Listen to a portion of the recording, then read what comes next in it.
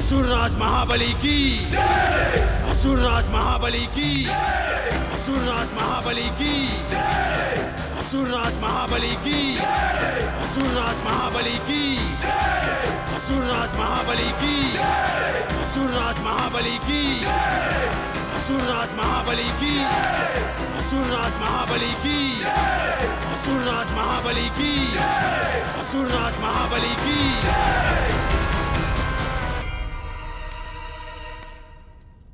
गुरुवर आप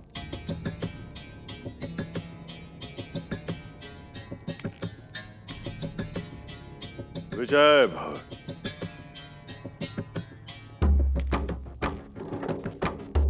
आपको वो सिंहासन प्राप्त हो जो आपके लिए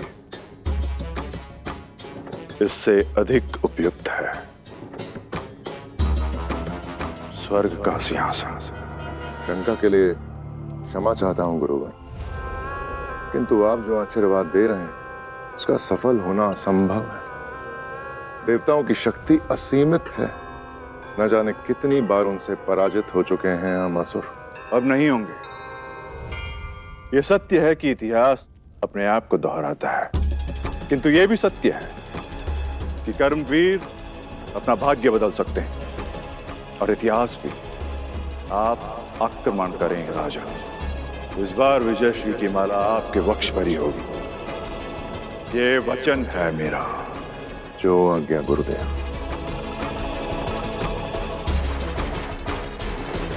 महर्षि भार्गव की, महर्षि भार्गव की, महर्षि भार्गव की।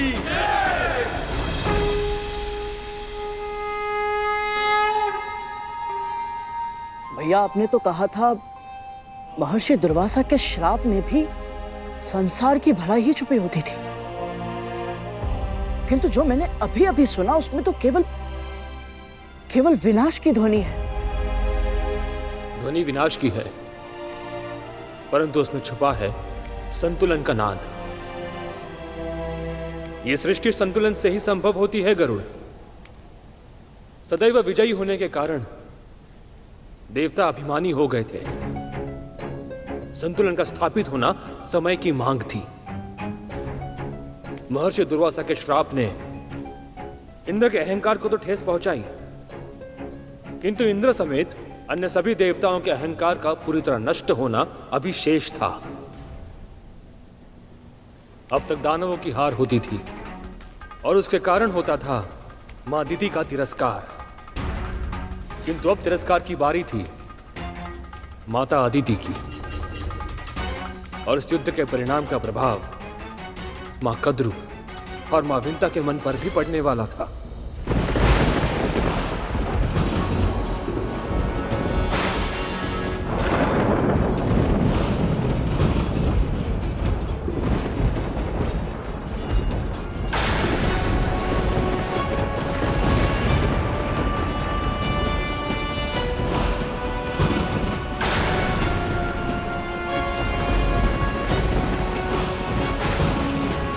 युद्ध संतानें करती हैं, पर पीड़ा की तड़प सहनी पड़ती है उनके माता पिता को। दीदी, हमें एक दूसरे को वचन देना होगा।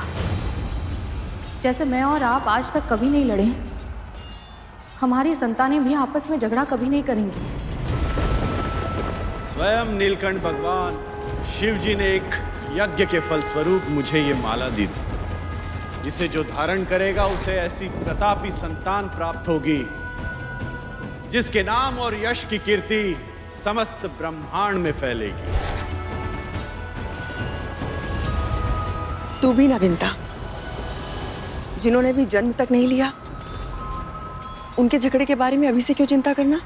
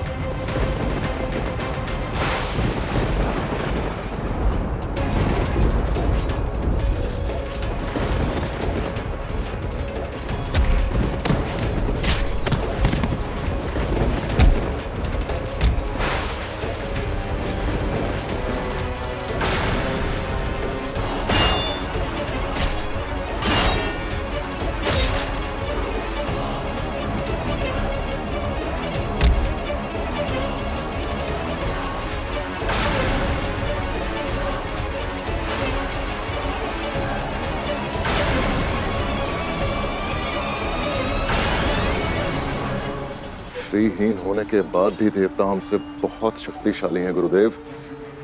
हम ये युद्ध नहीं जीत सकते। हमारे ना जाने कितने योद्धा अब तक अपने प्राण गंवा चुके हैं गुरुदेव।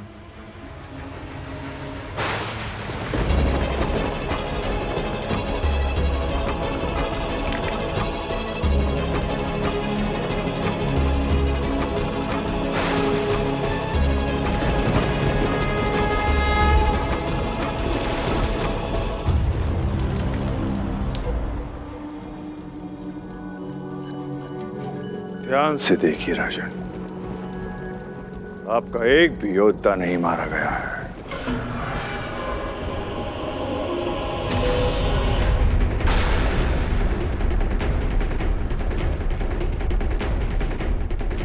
ये कैसी माया है?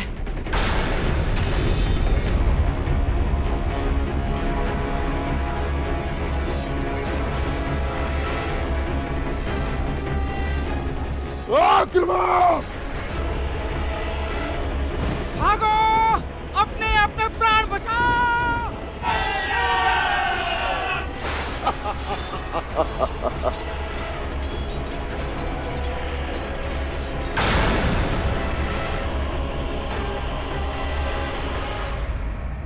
ऐसा पहली बार हुआ था। पहली बार दानवों ने देवताओं पर विजय प्राप्त की थी। जब जब संसार में कोई अप्रत्याशित, अकल्पनीय घटना घटती है, तब उसका प्रभाव सभी पर पड़ता है। मां कद्रू और मां बिंता भी इस प्रभाव से अछूते नहीं बचे थे। असुरराज महाबली की, असुरराज महाबली की, असुरराज महाबली की, असुरराज महाबली की, असुरराज महाबली की, असुरराज महाबली की, असुरराज महाबली की, असुरराज महाबली की, असुरराज महाबली की, असुरराज महाबली की।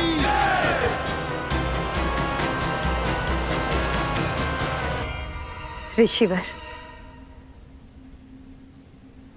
आपका बहुत बहुत धन्यवाद। आज आपने असंभव को संभव बना दिया। आज युद्ध के मैदान में आपने जो किया वो अकल्पनीय है। सदा से शोषित रहे हैं हम असुर। पराजय हमारा स्वभाव बन गई थी। हम जीत भी सकते हैं ये विश्वास ही खो चुके थे हम। किंतु आज आपने स्वर्गलोक का सिंहासन नहीं, जीवन का सबसे बड़ा उपहार दिया है।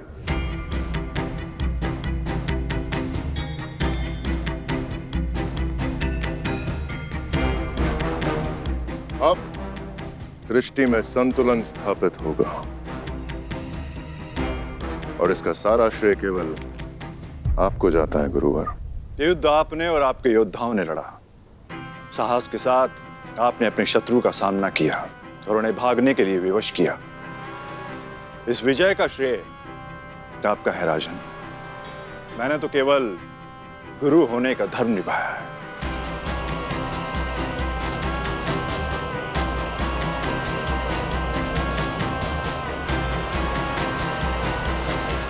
आइए मां। राजमाता दीति की, राजमाता दीति की, राजमाता दीति की, राजमाता दीति की, राजमाता दीति की, राजमाता दीति की, राजमाता दीति की।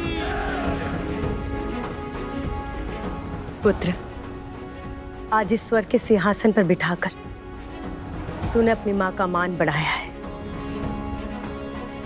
किंतु ये पर्याप्त नहीं। आज तुझे एक वचन देना होगा कि आज के बाद देवता इस सिंहासन पर कभी नहीं बैठेंगे। आज के बाद मेरे पुत्र किसी भी युद्ध में पराजित नहीं होंगे।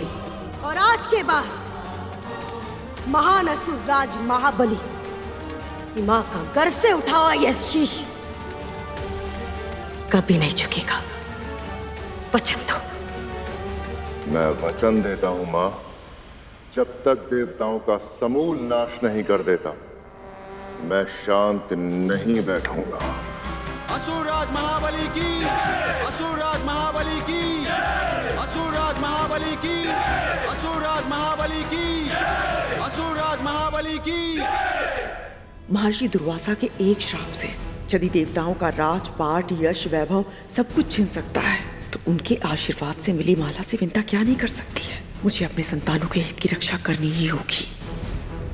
इंद्र और अन्य देवताओं के अहंकार के कारण ही आज उनकी इतनी भीषण हार हुई है।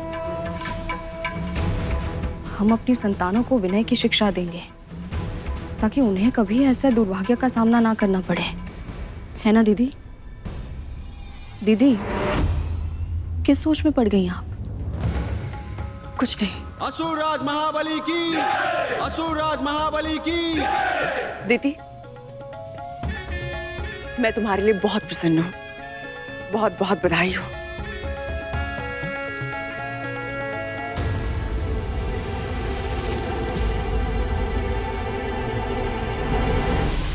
इंद्र, वायु, अग्नि, इंद्र, कहाँ चले गए तुम सब? इंद्र, तुम्हारी माता तुम्हें पुकार रही है, कहाँ चले गए? इंद्र,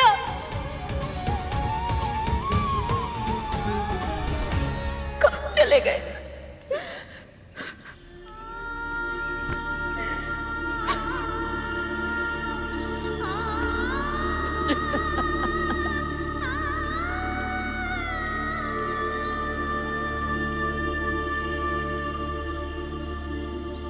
मैंने चारों ओर ढूंढ लिया है, न जाने कहाँ है मेरे पुत्र। पहले तो मेरा स्वर सुनते ही लौट आते थे, परंतु आज दीदी, बाहरी नेत्रों से ढूंढना बंद कीजिए, मन की आंखों से देखिए, अपने हृदय से अनुभव कीजिए। आपकी अंतरात्मा अपने पुत्रों को स्वयं ढूंढ लेंगी।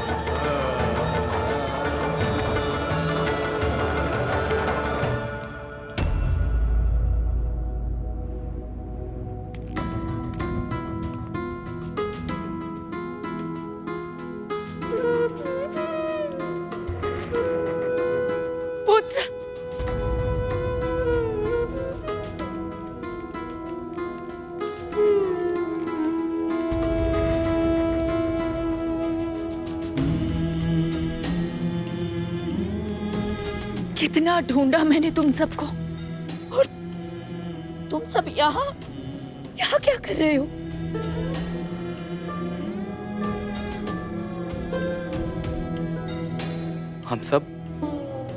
हम सब भयभीत हैं माँ। जीवन में प्रथम बार हमें असुरों से भय लग रहा है। अपने प्राणों के लिए ऐसा भय इससे पहले अनुभव नहीं किया माँ। ना जाने कैसे वो अमर हो गए हैं। हमारा कोई भी अस्त्र शस्त्र उनके प्राण नहीं ले सकता। और अब तो उन्होंने निश्चय कर लिया है कि वो हमें जीवित नहीं छोड़ेंगे। अपराध मैंने किया था माँ, किंतु उसका दंड मेरे इन भाइयों को और आपको मिल रहा है। और मेरा ऐसा दुर्भाग्य कि मैं कुछ कर भी नहीं सकता। पुत्र, एकता में बहुत शक्ति होती। जब तक तुम सब एक साथ हो, कुछ नहीं होगा तुम्हें। और जहां तक तुम्हारी प्राण रक्षा का प्रश्न है, तो पुत्र, जहां समस्या होती है वहां समाधान भी अवश्य होता है। और तुम्हारी मां वो समाधान अवश्य ढूंढ कर रहेगी।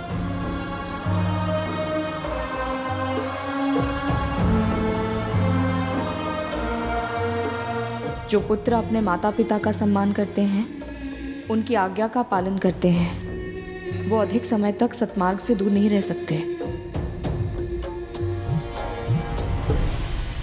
जब से महर्षि दुर्वासा ने भगवान शिव के वरदान स्वरूप मिली वो महान माला विंता मां को दी थी, कद्रू मां के मन में ईर्ष्या के अंगार सुलगने लगे थे।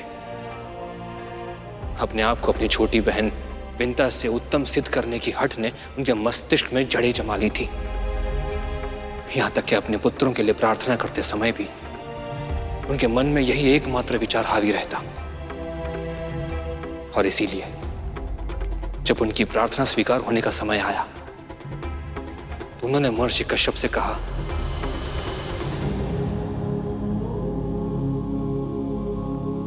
जो देवता, मानव, गंधर्व, दानव इन सभी से अधिक शक्तिशाली हो, जो विकराल विषधर हो, जिन्हें देखते ही शिराओं में भय का संचार हो, मुझे ऐसे एक सहस्त्र पुत्र चाहिए।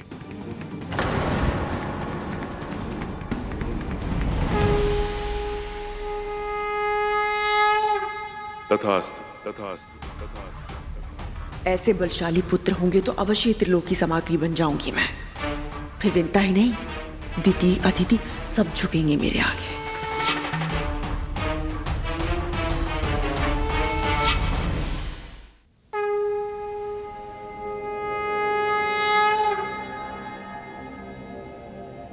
देवी कद्रू की तरह आपका भी तप सफल हुआ।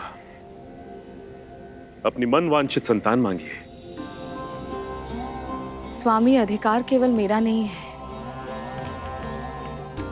संतान को अपने माता और पिता दोनों की इच्छाओं का संयुक्त स्वरूप होना चाहिए। इसलिए आप बताइए, कैसी संतान चाहिए आपको?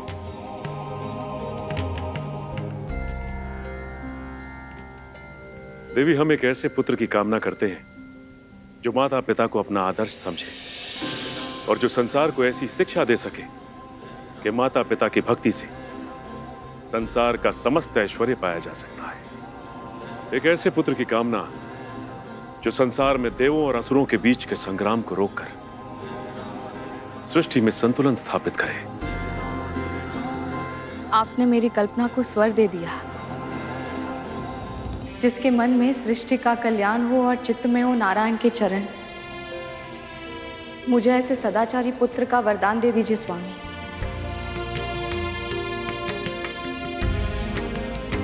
देवी कद्रू ने सहस्त्र पुत्रों की इच्छा व्यक्त की है, किंतु आप केवल एक ही पुत्र चाहती। इसे जो धारण करेगा उसे ऐसी प्रतापी संतान प्राप्त होगी जिसके नाम और यश की कीर्ति समस्त ब्रह्मांड में फैलेगी। आप सही कह रहे हैं। संतान के समुचित विकास के लिए भाई या बहन का होना आवश्यक होता है। मेरे पुत्र को एक और साथी दे दीजिए स्वामी। तथास्तु, तथास्तु, तथास्तु।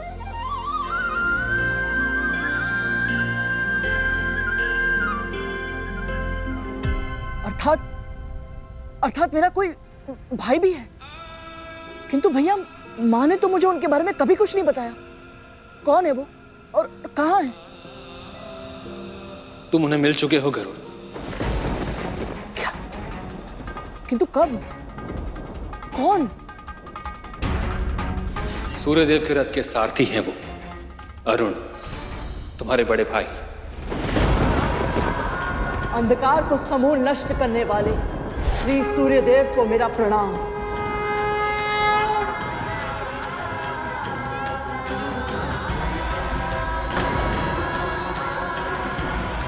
माँ ने तो मुझे सदा सत्य का पाठ पढ़ाया और उन्होंने ही मुझसे इतना बड़ा सत्य छुपाया, पर क्यों?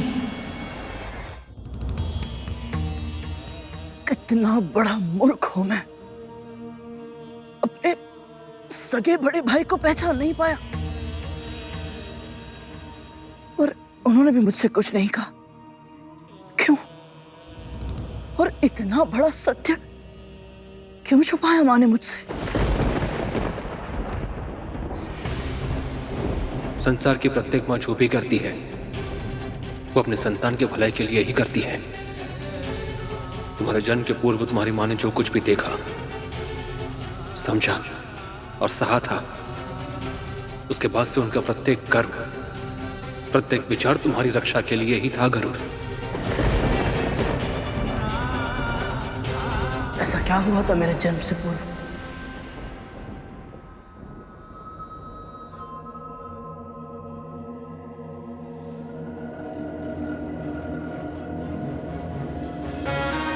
राजमाता अदिति की, राजमाता अदिति की, राजमाता अदिति की। आज इस स्वर्ग के सिंहासन पर बिठाकर तूने अपनी माँ का मान बढ़ाया है। एक और जहां कद्रुमा अपने सहस्त्र डीमों के कारण उत्साहित थी, वहीं दूसरी ओर विंता माँ भी अपने दोनों पुत्रों के डीमों से बाहर आने की प्रतीक्षा बड़ी अधीरता के साथ कर रही थी। जन्म लेने के बाद तुम दोनों को शारीरिक और मानसिक रूप से सक्षम बनना है, क्योंकि जो अपनी सहायता नहीं कर सकता वो दूसरों की रक्षा कैसे कर पाएगा। संपूर्ण संसार आज भौतिक सुख के लिए व्याकुल है पुत्रों, पर तुम दोनों को उस अंतहीन दौड़ से बचकर आत्मिक सुख के मार्ग पर चलना है। सबसे पहले अपने परिवार की, फिर समाज की, फिर राष्ट्र की और फिर समस्त संसार की सेवा करनी है तुम्हें।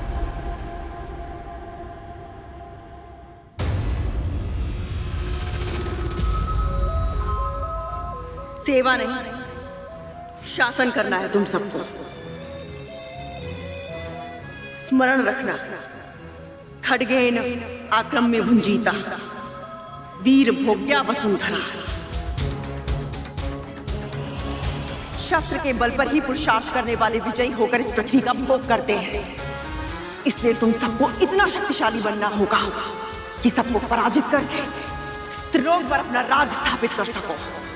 कल्पना करो, चर अचर गंधर्व मानव देव दानव जब सब तुम्हारे अधीन होंगे तो तुम्हारी माँ का सम्मान कितना अधिक बढ़ जाएगा। विंता ही नहीं, दिति और अदिति के पुत्रों को भी मेरे सामने सर झुकाना होगा। सदैव सदैव के लिए जीत जाऊंगी मैं। चारों दिशाओं में मेरे ही नाम की जय जयकार होगी।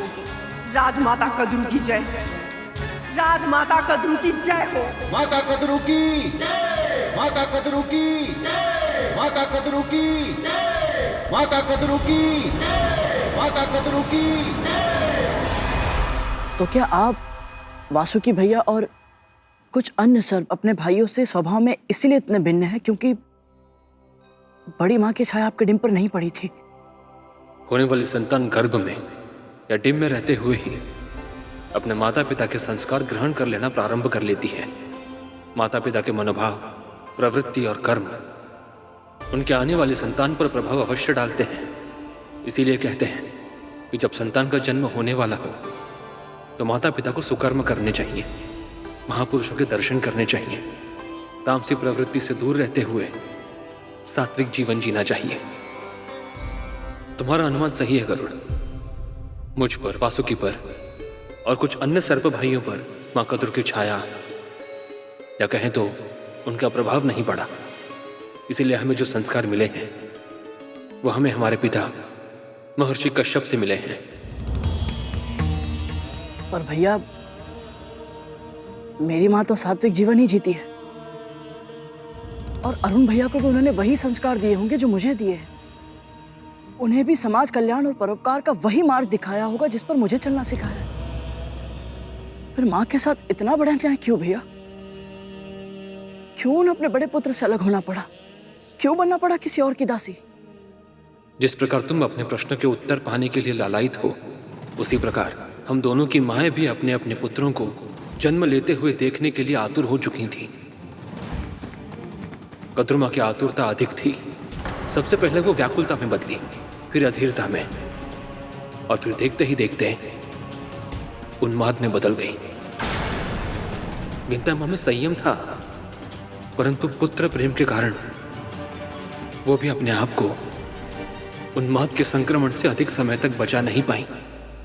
खड्गेन आक्रम्य भुजिता वीर भोग्य वसुंधरा। खड्गेन आक्रम्य भुजिता वीर भोग्य वसुंधरा। खड्गेन आक्रम्य भुजिता वीर भोग्य वसुंधरा। खड्गेन आक्रम्य भुंजिता वीर भोग्य वसुंधरा। खड्गेन आक्रम्य भुंजिता वीर भोग्य वसुंधरा। खड्गेन आक्रम्य भुंजिता वीर भोग्या वसुंधरा। खड्गेन आक्रम्य भुंजिता वीर भोग्या वसुंधरा। खड्गेन आक्रम्य भुंजिता वीर भोग्य वसुंधरा।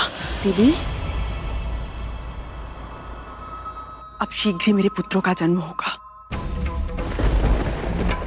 जब वो पहली बार अपनी रिम से बाहर निकलेंगे तो मैं नहीं चाहती उस क्षण की साक्षी बनने से मैं चूक जाऊं।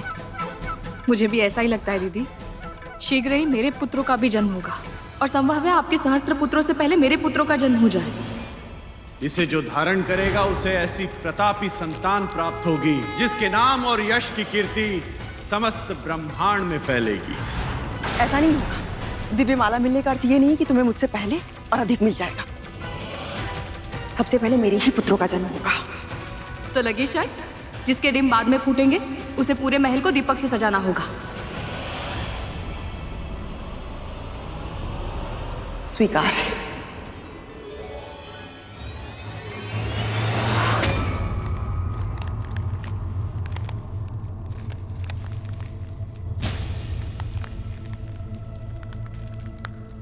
कहां से आ रही है ये ध्वनि?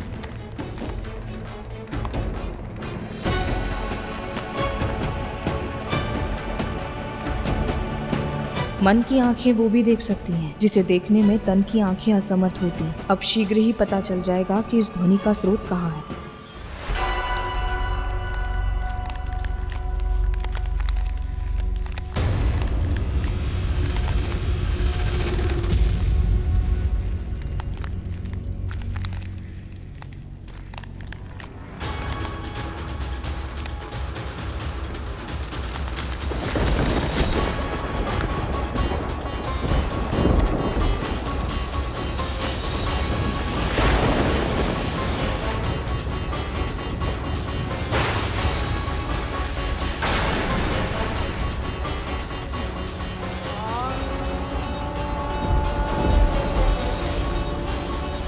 अनंत,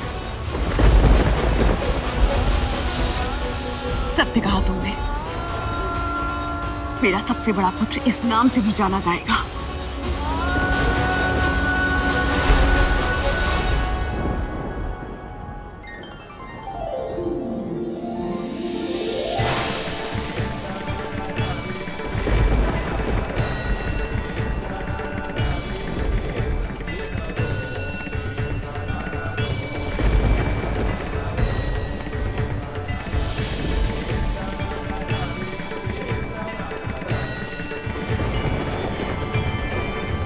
तुम्हारी छोटी मां विंता ने तुम्हें अनंत नाम दिया है, किंतु मैं तुम्हारी मां तुम्हें शेष कहकर बुलाऊंगी।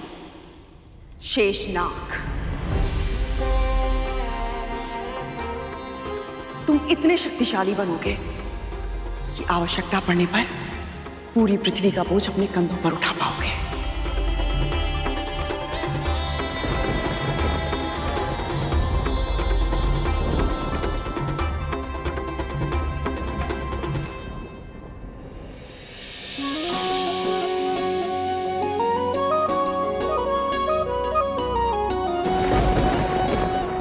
अनंत, तुम्हें अनंत काल तक प्रभु श्री नारायण की भक्ति और सेवा का अवसर मिले।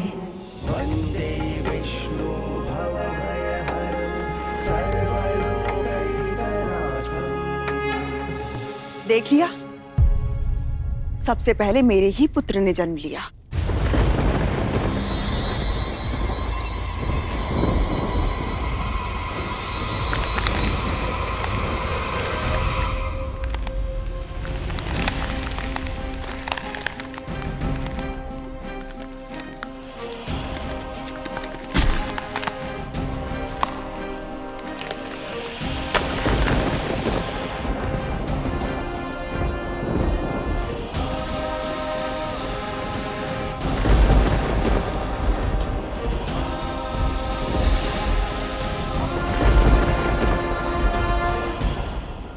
तुम वासुकी कहलाओगे पुत्र। मनचाही लंबाई धारण कर सकते हो तुम।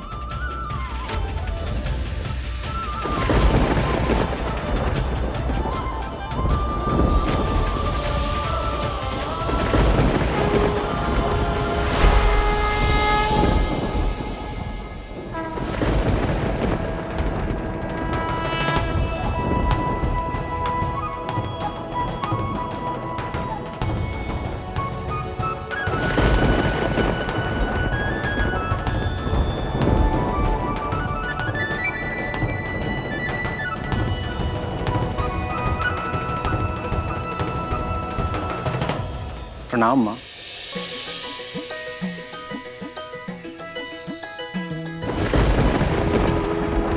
प्रणाम छोटी माँ।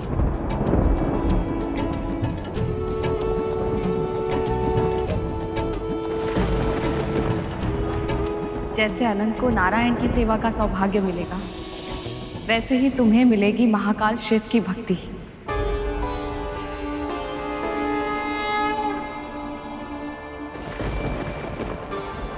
उनके गले की शोभा बनोगे तुम।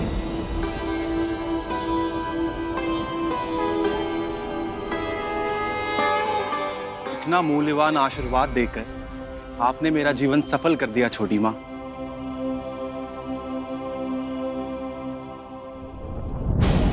मेरे पुत्र इसी की स्तुति करते रहेंगे तो मेरा स्वप्न तो अधूरा ही रह जाएगा।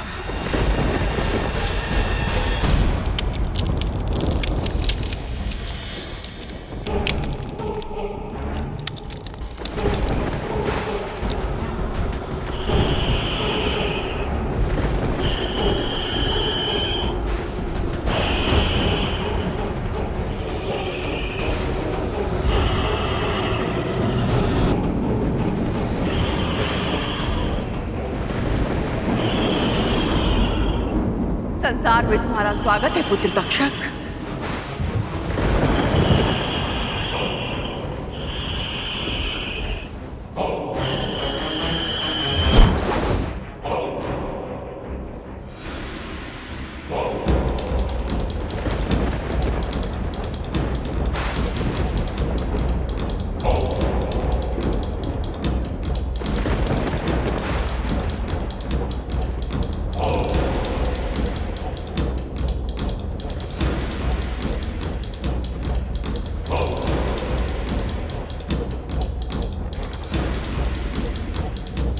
तुम्हारे विष की कोई काट नहीं होगी।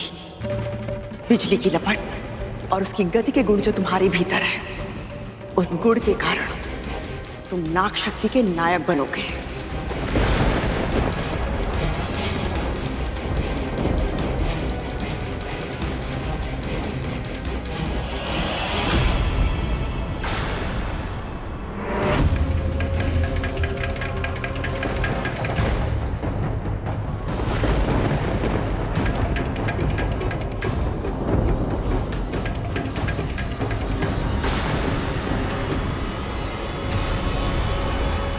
तुम्हारी छोटी माँ है, प्रणाम करो।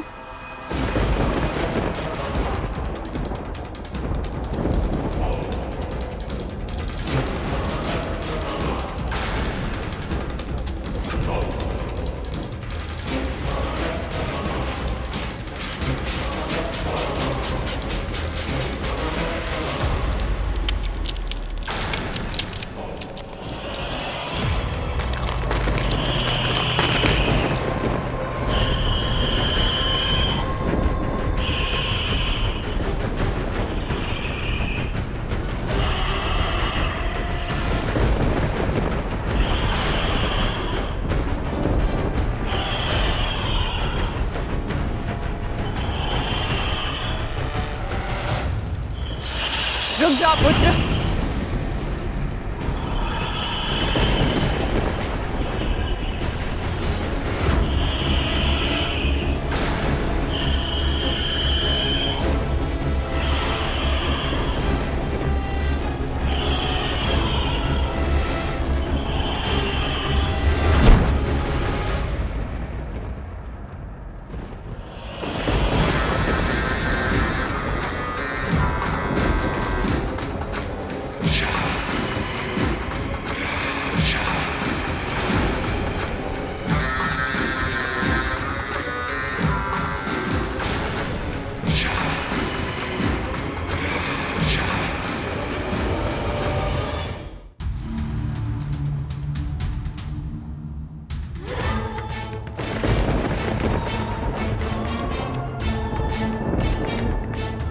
वाह पुत्र वाह, तेरी शक्ति अद्भुत है। साक्षात काल का रूप हो तुम। आज से ये संसार तुम्हें कालिया के नाम से जानेगा। बड़े से बड़े जलाशय को एक ही फुंकार में विषैला करने की क्षमता होगी तुम्हारे विश्व में। ये कैसे आशीर्वाद दे रही हैं कद्रू दीदी अपने पुत्रों को? इनसे संसार का उद्धार कैसे होगा?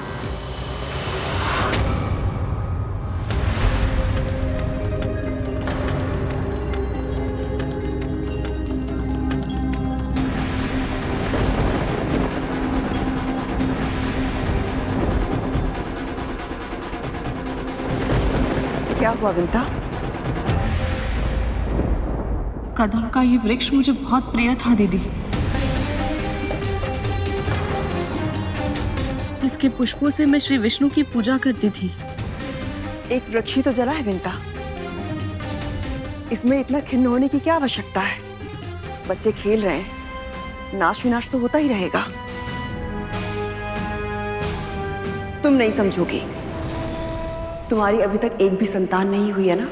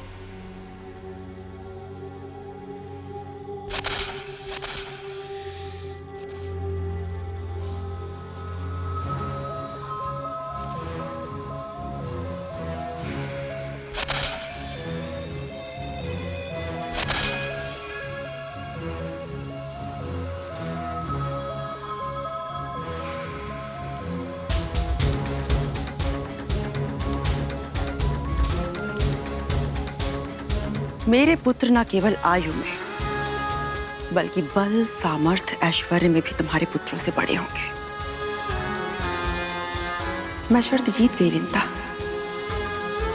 और अब मैं अपने पुत्रों के साथ समस्त संसार को जीतूंगी। ये पुत्र नहीं, 1,000 अस्त्र शस्त्र हैं मेरे, जो बड़ी से बड़ी शक्तियों को मेरे चरणों में झुका देंगे। समस्त संसार इनसे डरेगा और मेरा सम्मान करेगा।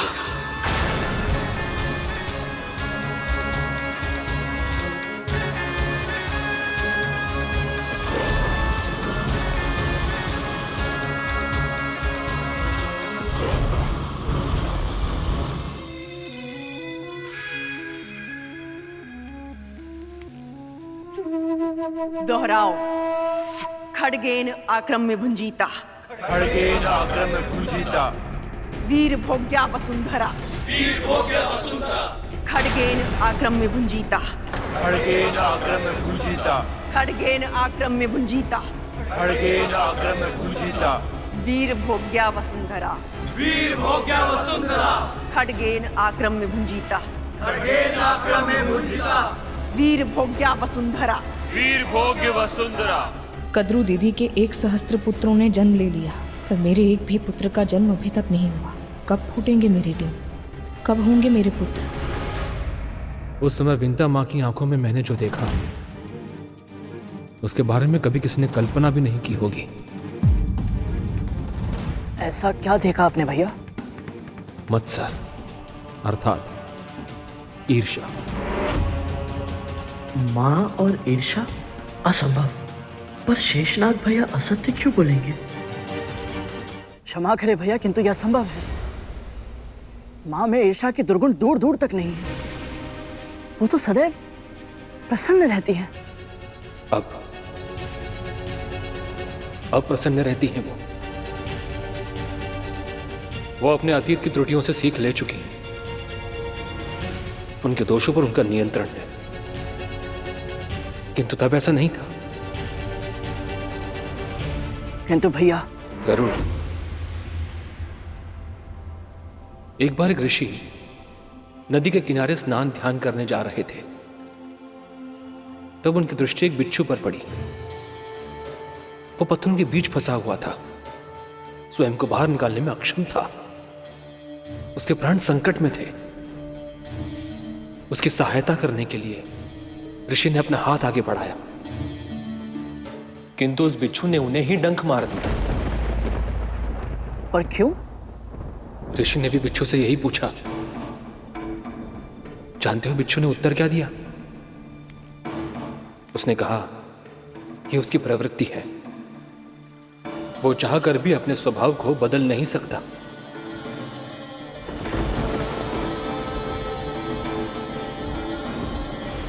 अरिष्टवर्ग अर्थात काम, क्रोध, लोभ, मद, मोह और मत्सर, ये भी एक बिच्छू की तरह ही है गरुड़। इनसे बचने का कितना भी प्रयास करो, ये कभी ना कभी डस ही लेते हैं। विंता माँ के साथ भी ऐसा ही हुआ।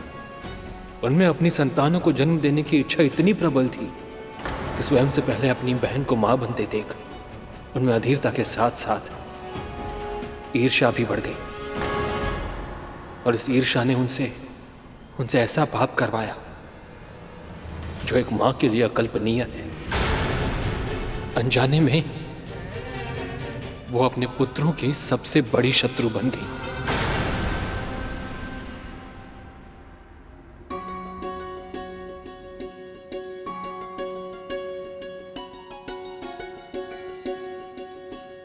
अपनी संतान का पालन पोषण करने का, उनके साथ खेलने का, उन्हें लाड दुलार करने का सौभाग्य इस संसार की सभी माँओं को मिलता है, तो फिर मुझे क्यों नहीं?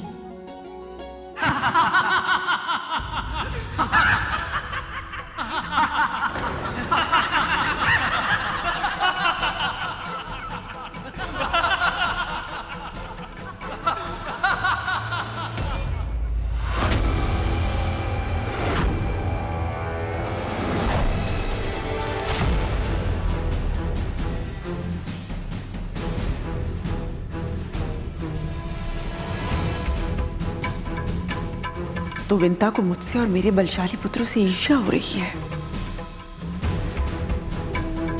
आज मैं तुम सबकी शक्ति, चुस्ती और सामर्थ्य की परीक्षा लेना चाहती हूँ। परीक्षा? कैसी परीक्षा मां?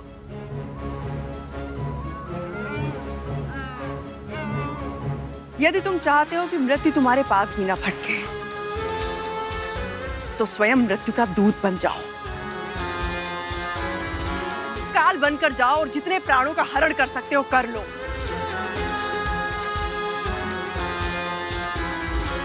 आज की परीक्षा में विजेता वही कहलाएगा जो जितना अधिक रक्त बहाएगा।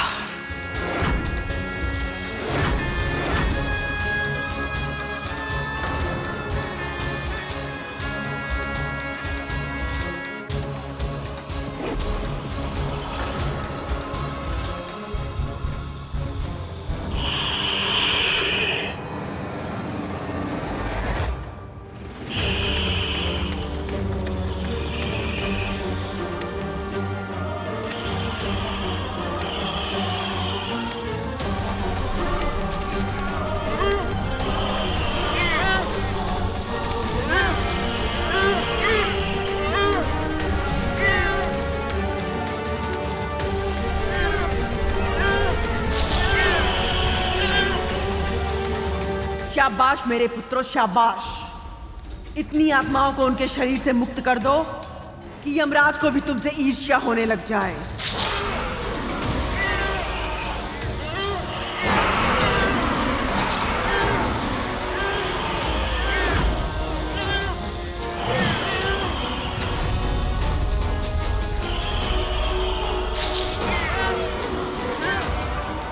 माँ,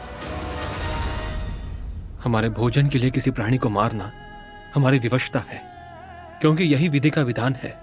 किंतु ये हिंसा व्यर्थ है माँ, केवल अपने मनोरंजन के लिए। मनोरंजन नहीं, प्रशिक्षण है ये। सृष्टि के जंगल में स्वयं को जीवित रखने के लिए दूसरों के प्राण लेना सीखना पड़ता है। कारण उचित हो तो वध करने में कोई दोष नहीं होता मां, किंतु आप वध नहीं, हत्याएं करवा रही हैं। परीक्षा में विजयी होने के लिए जीवन छीन लेना ये उचित नहीं है मां। वाह, तो तुम दोनों अपनी मां को उचित अनुचित का भेद सिखाओगे।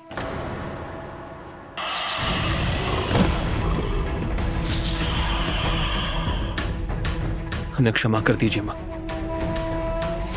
महल लौटने की आज्ञा दीजिए।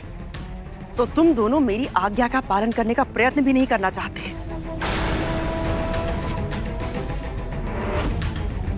जाओ।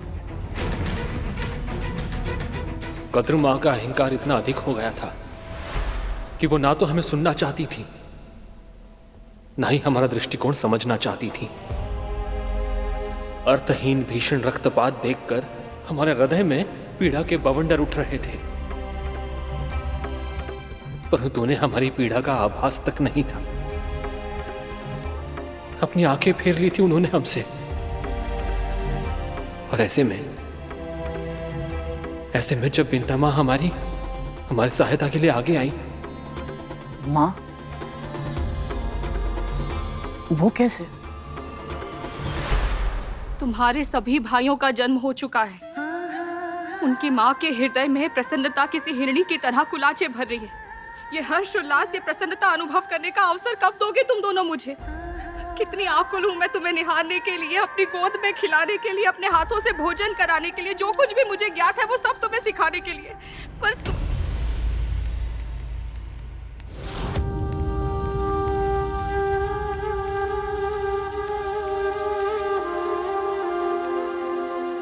प्रणाम छोटी माँ। यशस्वी भवा। इतनी शीघ्र लौट आए अपने भ्रमण से? वो भ्रमण नहीं था छोटी माँ, भंवर था, भंवर जाल। अनंत, क्या हुआ है? बता मुझे। आप ही बताइए छोटी माँ, क्या स्वयं जीने के लिए निर्दोष प्राणियों की हत्या करना आवश्यक है? इस सृष्टि में कुछ जीव शाकाहारी हैं, तो कुछ जीवों की प्रवृत्ति मांसाहारी भी है वासुकी। सृष्टिकर्ता ने ऐसा ही बनाया है उन्हें, ताकि प्रकृति में संतुलन बना रहे। इसीलिए भोजन के लिए आखेट करने में कुछ भी अनुचित नहीं है, किंतु हाँ, आखेट आवश्यकता के लिए होना चाहिए, लोभ के लिए, खेल के लिए या शक्ति के भोंडे प्रदर्शन के लिए नहीं। तो फिर कद्रू माँ हमें हिंसा का पाठ क्यों पढ़ा रही है छोटी माँ? निर्दोष प्राणियों पर अपना प्रभुत्व स्थापित करने के लिए हमें विवश क्यों कर रही है वो? प्रेम, स्नेह, संवेदना, ये संस्कार जो आप हमारे दोनों भाइयों को दे रही हैं, वो हमें क्यों नहीं दे रही? तुम्हारी माँ वही कर रही है जो उनके विचार में तुम्हारे लिए अच्छा है। हम कद्रू माँ का अनादर नहीं करना चाहते, किंतु निर्दोषों की हत्या का जो आदेश वो हमें दे रही है, उनका पालन करना हमारे लिए संभव नहीं है। हम क्या करें छोटी माँ? ऐसे लग रहा है जैसे हम दिशाहीन हो गए। जीवन का उद्देश्य क्या है माँ?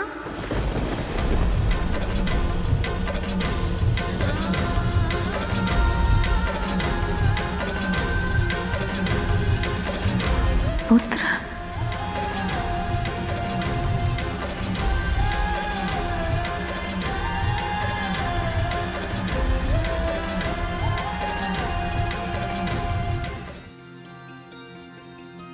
अनंत, वासुकी, तुम दोनों ने सुना ना? क्या छोटी माँ? नहीं तो कुछ हुआ क्या?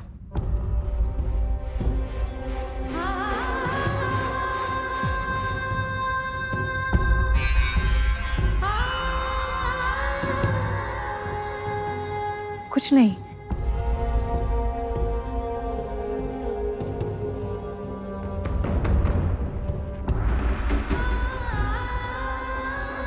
इस संसार में हमारा जन्म क्यों हुआ है, हमारे जीवन का उद्देश्य क्या है, हमें ये जीवन कैसे जीना चाहिए। ये ऐसे प्रश्न हैं जो हम सभी के मन में कभी ना कभी उठते हैं, पर इनका सही उत्तर पाने का माध्यम केवल एक ही है, अपने आराध्य की भक्ति।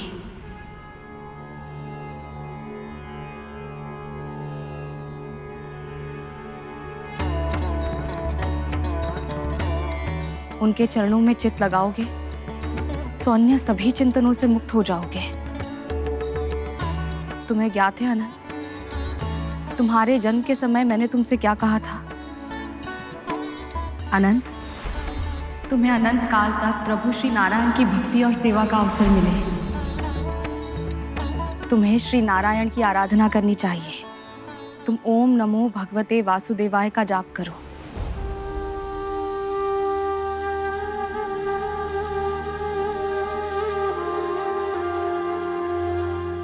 और तुम्हें मैंने शिव भक्ति का आशीर्वाद दिया था वासुकी। तुम ओम नमः शिवाय का जाप करो, तुम दोनों के मन को शांति अवश्य मिलेगी।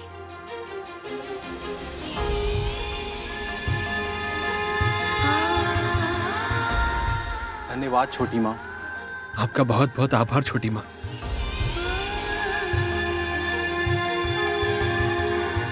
यशस्वी भवा।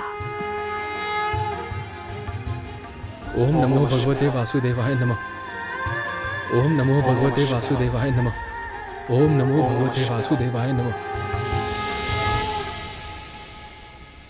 और इस प्रकार विंता माँ हमारी प्रथम गुरु बनी। जानते हो गुरु के बिना ना तो ज्ञान की प्राप्ति होती है, ना ही भगवान की। यदि विंता माँ ने मुझे भक्ति का मार्ग ना दिखाया होता तो मेरे लिए यहां तक पहुंचना संभव नहीं था। अपने आराध्य, अपने भगवान के दर्शन करने, उनके समीप रह पाने का सौभाग्य मुझे कभी नहीं मिल पाता।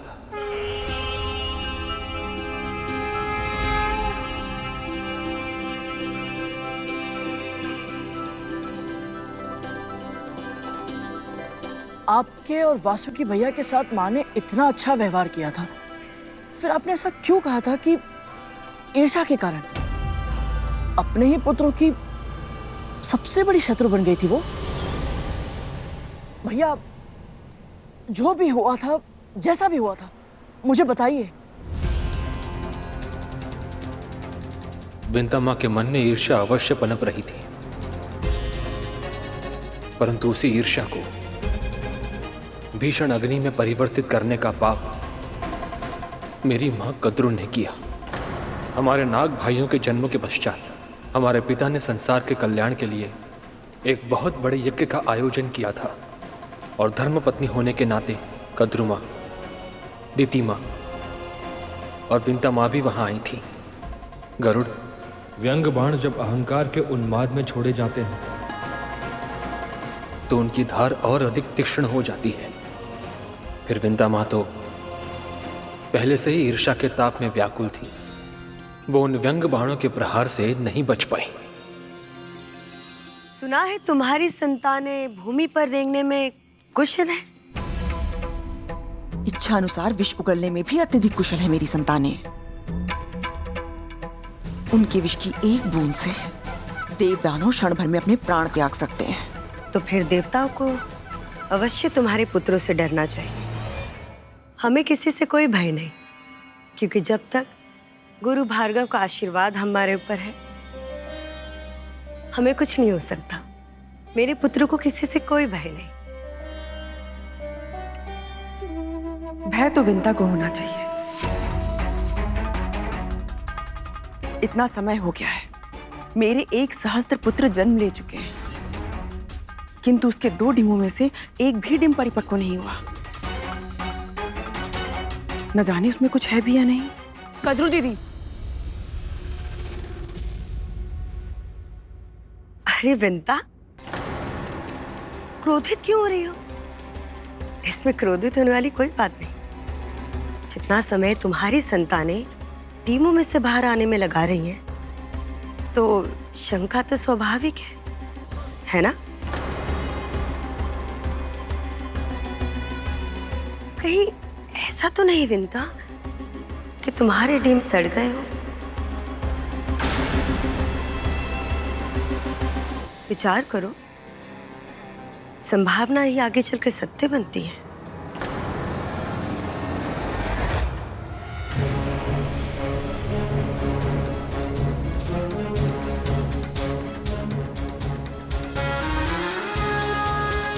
महर्षि दुर्वासा की दिव्य माला वक्ष पर है, किंतु तुम्हारे कानों में अभी तक संतान की किलकारी नहीं सुनाई थी। कोई ना कोई तो समस्या अवश्य है।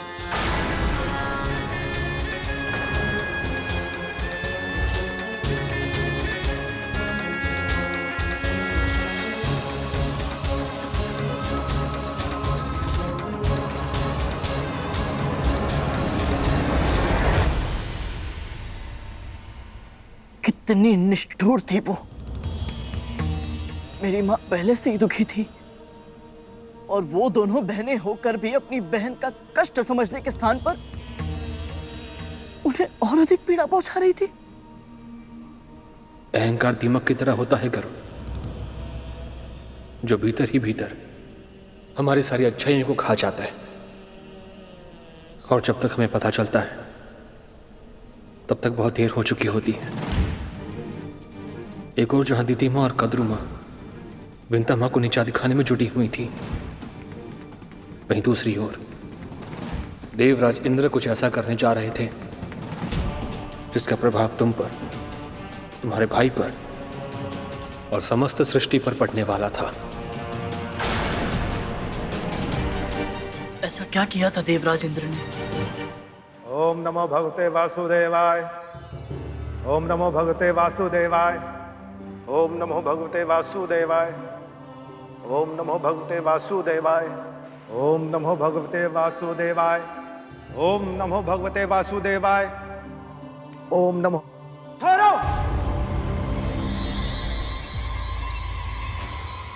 ठहरो।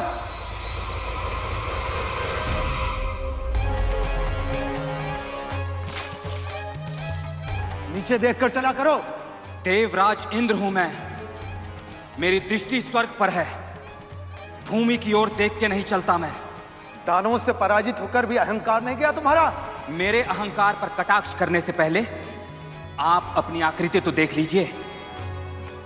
सजावट की वस्तु हैं आप और मुझे आदेश देने चले हैं। मुझे आदेश देने से पहले आप अपने आकार और मेरे विस्तार का अंतर तो देख लेते। देखिए मैं कितना विशाल हूं, आप सबसे विशाल।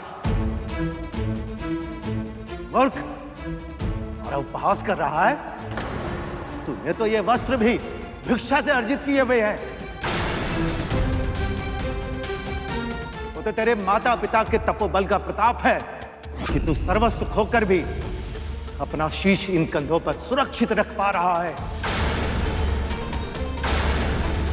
एक छोटी सी लकड़ी तो आप सब मिलकर उठा नहीं पा रहे, किंतु अभिमान इतना कि मेरा अपमान करने का दुस्साहस कर रहे हैं।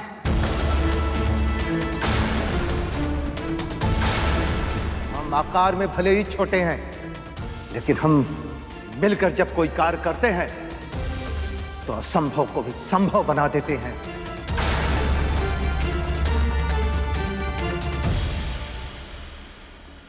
तेरी देह विशाल है, किंतु तेरी बुद्धि अल्प है। तू ये समझ ही नहीं सकता। तन छोटा होने का अर्थ तुच्छ होना नहीं होता है। हम तो तुझे यहां आशीर्वाद देने आए थे, किंतु अब हम तुझे श्राप देंगे। श्राप! श्राप! अपनी तप शक्ति को साक्षी रखकर हम भगवान विष्णु से प्रार्थना करते हैं कि ऋषि कश्यप को अगली संतान के रूप में ऐसा पुत्र देना जो उनके यश के अनुरूप हो।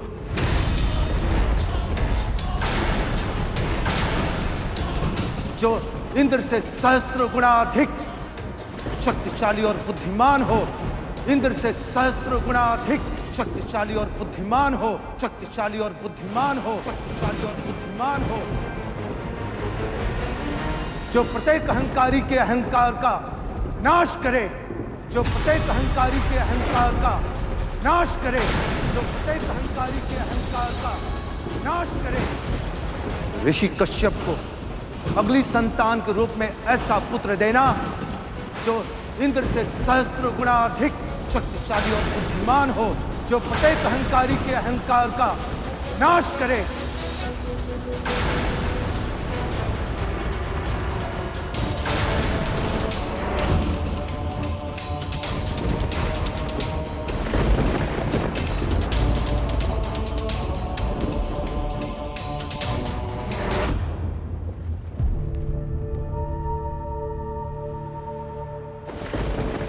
पिताजी, मुझसे भूल हो गई। मैं इन महान ऋषियों को पहचान नहीं पाया। आप इन्हें कहिए ना कि ये मुझे क्षमा कर दे और अपना श्राप वापस ले ले।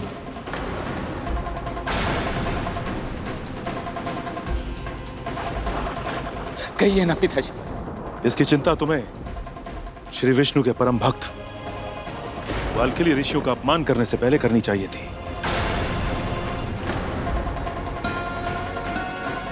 जो बीज तुमने बोया है, फल उसके अनुरूप ही होगा। तुम्हारे दुर्वचनों का परिणाम तुम्हें भुगतना पड़ेगा। युद्ध में पराजय के कारण मेरी मानसिक स्थिति ठीक नहीं है और ऐसी परिस्थिति में मैं भला और बुरा समझ नहीं पाया। किंतु अब मुझे अपनी त्रुटि का आभास हो गया है। विनती करता हूं आपसे कि मुझे क्षमा कर दीजिए, क्षमा कर दीजिए पिताजी, विनती करता हूं आपसे। स्वामी, पश्चाताप के आंसू तो श्री विष्णु को भी स्वीकार होते हैं। इससे भूल अवश्य हुई है, पर अब इसे अपने अपराध का बोध हो गया है। मेरी विनती स्वीकार करें स्वामी। आप पिता हैं इसके, आपको अपने पुत्र की रक्षा करनी ही होगी।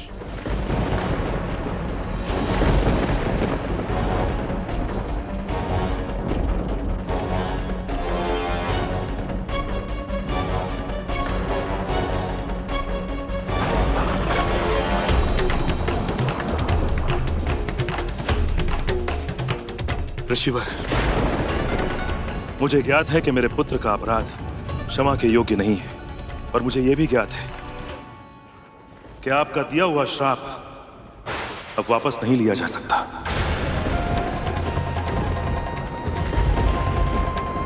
किंतु यदि संभव है तो इस पिता की प्रार्थना को स्वीकार कीजिए और मुझे वरदान दीजिए कि मेरा होने वाला अगला पुत्र बिल्कुल वैसा हो जैसा कि आपने वर्णन किया था।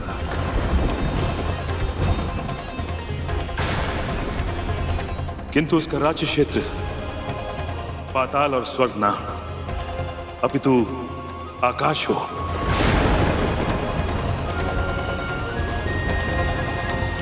ताकि इंद्र से उसका वैर ना हो और इंद्र भी सुरक्षित रहे।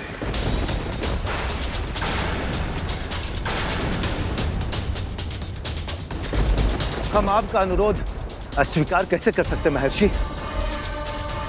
भगवान विष्णु के प्रताप से होने वाली आपकी संतान का वर्चस्व संपूर्ण आकाश में स्थापित होगा।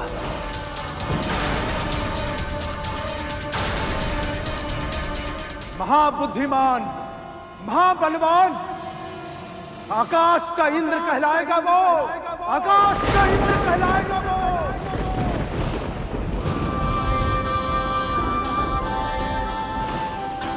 भगवान विष्णु के प्रताप से होने वाली आपकी संतान का वर्चस्व संपूर्ण आकाश में स्थापित होगा।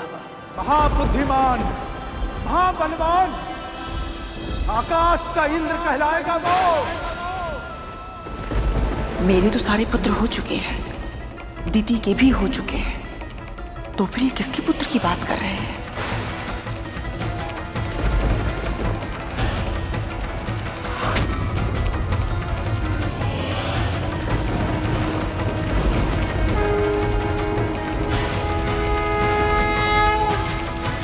आप धन्य हैं ऋषिवर, धन्य हैं आप।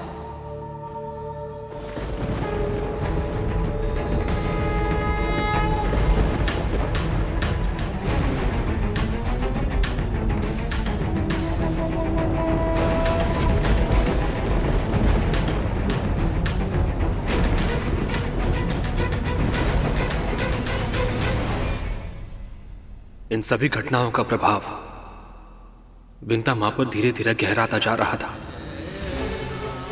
ईर्ष्या, असुरक्षा और निराशा उनके विश्वास को धीरे धीरे नष्ट करने लगी थी। और ऐसे में कद्रू मां ने अपना अंतिम दांव खेला। बस करो।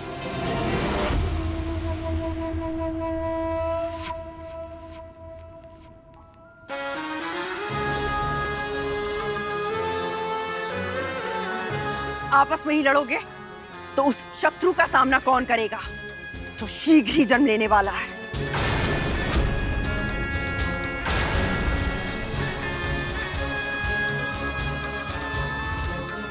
किसकी मृत्यु ने पुकारा है मां?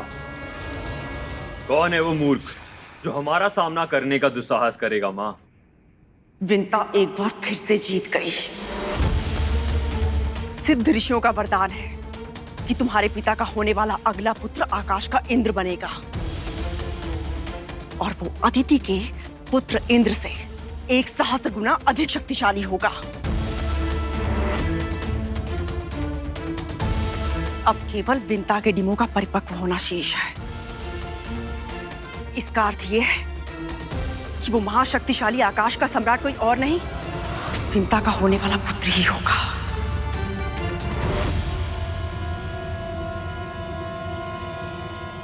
यदि एक बार उसका जन्म हो गया तो तुम जैसे 1 सहस्त्र नागों का सामूहिक बल भी उसके बल के आगे फीका पड़ जाएगा।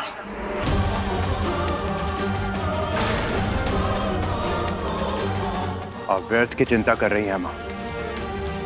एक तो क्या, 1 सहस्त्र इंद्र भी जन्म क्यों ना ले ले, कद्रू पुत्र तक्षक को कोई पराजित नहीं कर पाएगा।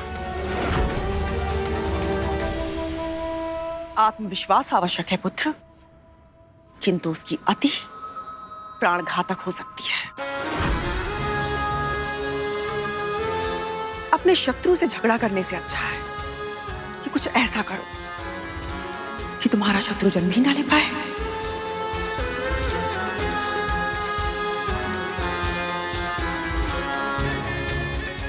किंतु मां, उससे हमारा भाई भाई का संबंध होगा। भाई भाई का संबंध देवों और दानवों के बीच भी है, किंतु दोनों एक दूसरे के प्राण लेने का एक भी अवसर नहीं छोड़ते।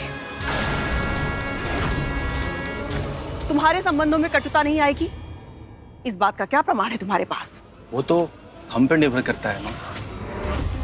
इतने बड़े नहीं हो कि अपनी मां से कुतर्क करने लगो। सदैव सदैव मेरे आदेश की अवहेलना करते हो। यदि तुम दोनों को लगता है कि तुम इतने बुद्धिमान हो तो निश्चित ही तुम्हें मेरे मार्गदर्शन की आवश्यकता तो नहीं है। किंतु मां, जा सकते हो यहां से।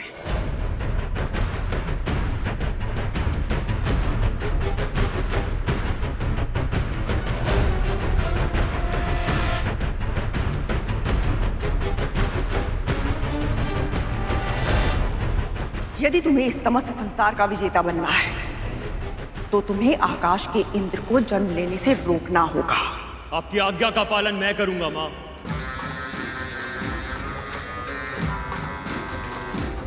अभी जाकर उन डिमों को निकल जाऊंगा मैं। रुको कालिया, इस कार्य को तुम जितना आसान समझ रहे हो ये उतना ही कठिन है। विंता के सतीत्व की शक्ति और श्राप के सामर्थ्य से यदि तुम्हें भय नहीं लगता ना, तो ये तुम्हारी मूर्खता है। समझदारी इसी में है कि हम स्वयं उसके डिमों को नष्ट नहीं करेंगे। हमें कुछ ऐसा करना होगा जिससे वो स्वयं अपने डिमों को नष्ट कर दे।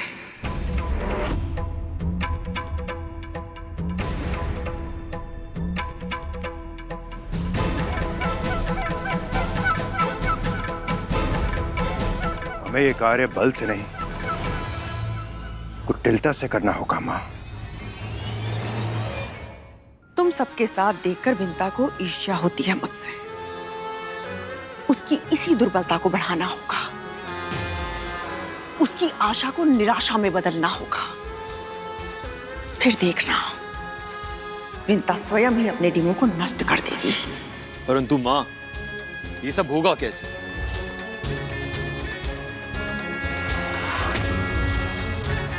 जैसा मैं कहूं वैसा करते जाओ।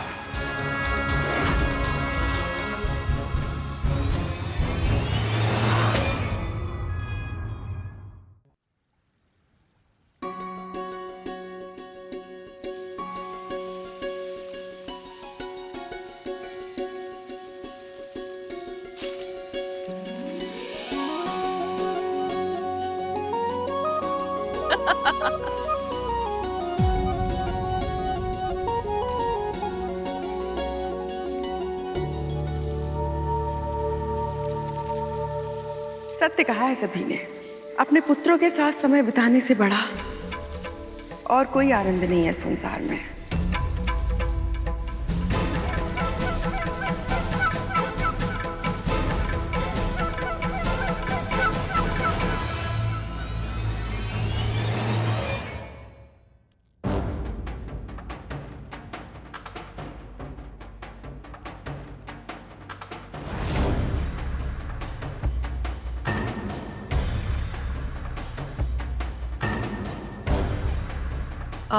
देखो ना, मैं ये फल रखकर भूल गई और फल सड़ गए। एक फल के कारण सारे फल अनुपयोगी हो गए, सब फेंकने पड़ेंगे।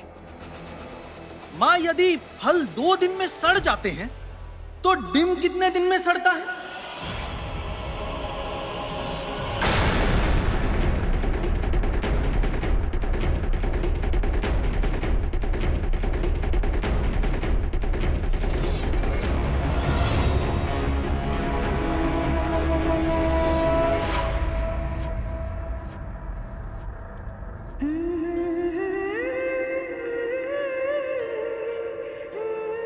अपनी माँ के धैर्य की और कितनी परीक्षा लोगे तुम? क्या मेरी ममता तुम तक पहुंच नहीं रही? क्यों मेरी पुकार को अनसुना कर रहे हो? जन्म कब लोगे तुम? मैंने तुम्हारा स्वर सुना है तो अपने अस्तित्व का आभास किसी और को क्यों नहीं कराते?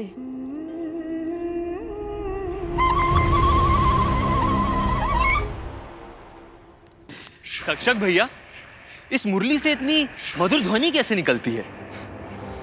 बांस जितना खोखला होता है ना, उसकी ध्वनि उतनी ही मधुर होती है कालिया। अच्छा, फिर तो छोटी माँ के इन डिमों से और भी मधुर ध्वनि निकलेगी। समय के साथ इन सभी घटनाओं का प्रभाव विंता माँ पर गहराता जा रहा था। ईर्ष्या, असुरक्षा और निराशा उनके विश्वास को धीरे धीरे नष्ट करने लगी थी। ऐसे में कद्रू माँ ने अपना अंतिम दांव चला।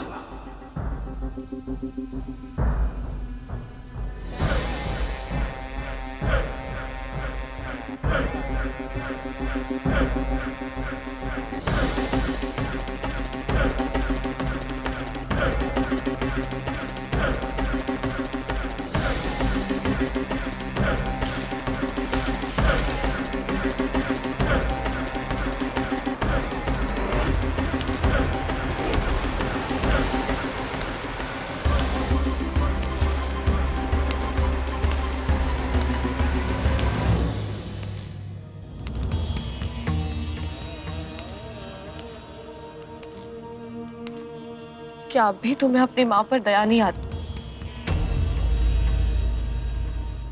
ये इतनी दुर्गंध कहाँ से आ रही है?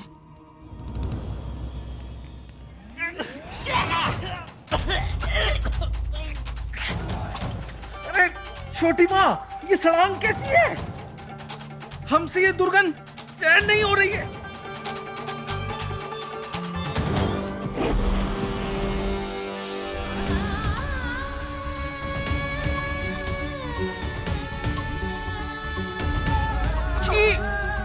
कितनी बुरी गंध है यहाँ।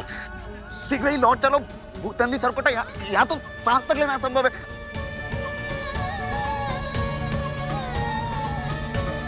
कहाँ से आ रही है ये खुवास?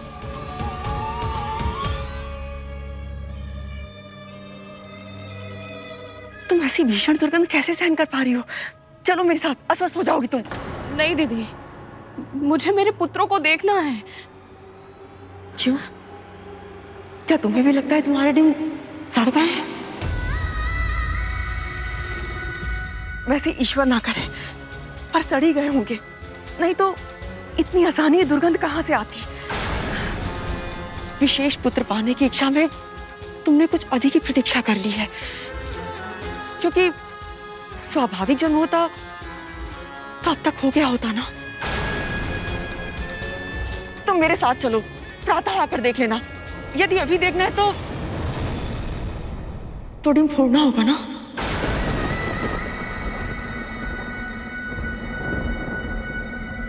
नहीं दीदी, मैं यहां से नहीं जाऊंगी।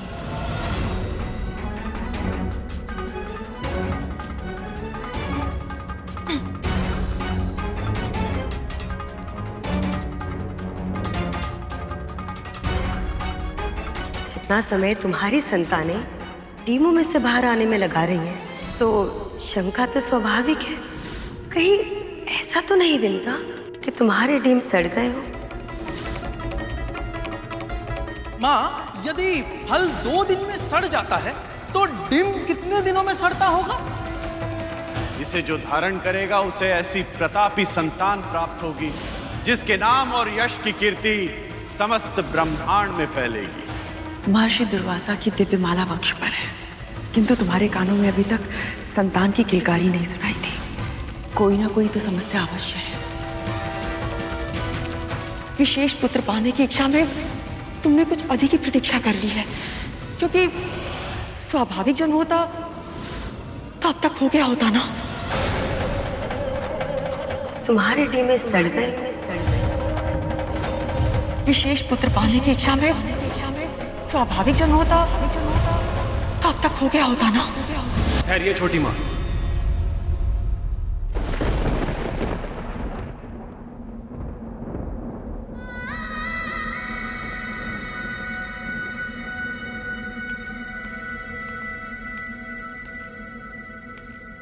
धैर्य रखिए छोटी माँ, आपके डिम बिल्कुल ठीक है। आनंद, तुम्हें दुर्गंध नहीं आ रही? आ रही है छोटी माँ, किंतु वो आपके डिम की नहीं है।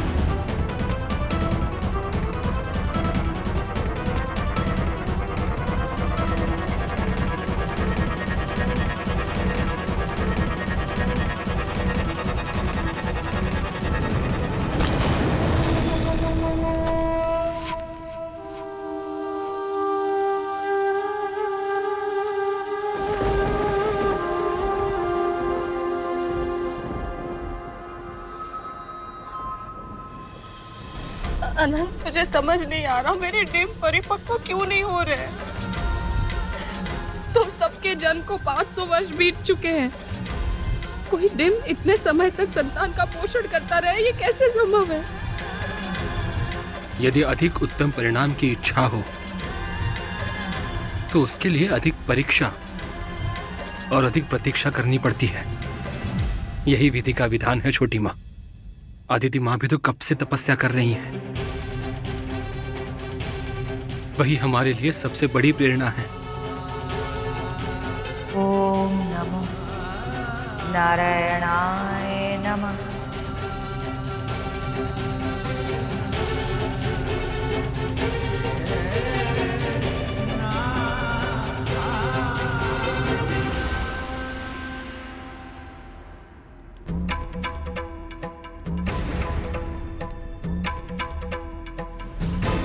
दीदी, गंध मेरे डिमों में से नहीं आ रही थी। मेरे टिम ठीक है।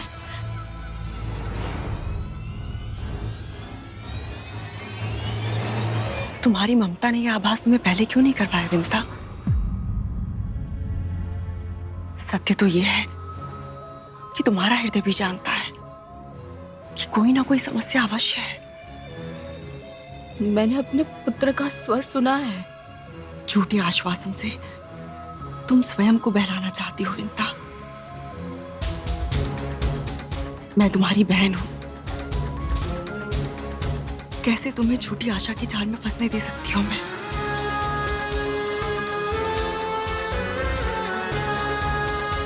तो मैं क्या करूं दीदी?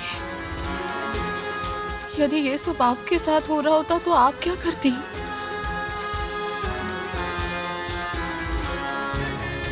500 वर्षों तक तो बिल्कुल भी प्रतीक्षा नहीं करती। कम से कम एक डिम तो अवश्य फोड़ के देख लेती।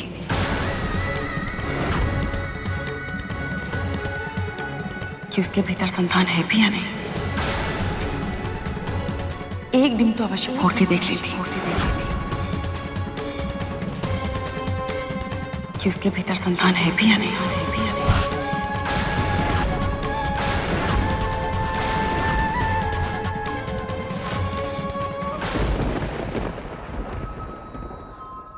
पर इसे मेरा सौभाग्य कहूं या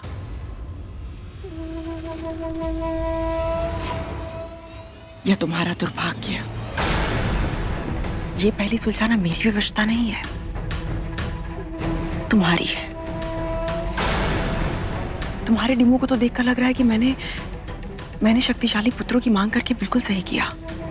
तुम स्वयं देखो ना, मेरे पुत्र स्वयं ही अपने डिमो से बाहर आ गए। उन्हें मेरी सहायता की आवश्यकता नहीं पड़ी। किंतु तुम्हारे पुत्र पता नहीं इतने सामर्थ्य है भी या नहीं कि इन्हें जन्म लेने के लिए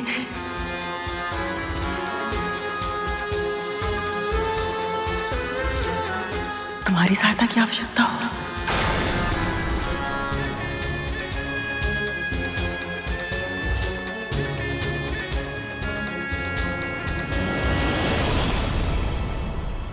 मेरे पुत्र स्वयं ही अपने डिमो से बाहर आ गए, किंतु तुम्हारे पुत्र पता नहीं इतने सामर्थ्य है भी या नहीं कि इन्हें जन्म लेने के लिए तुम्हारी सहायता की आवश्यकता हो।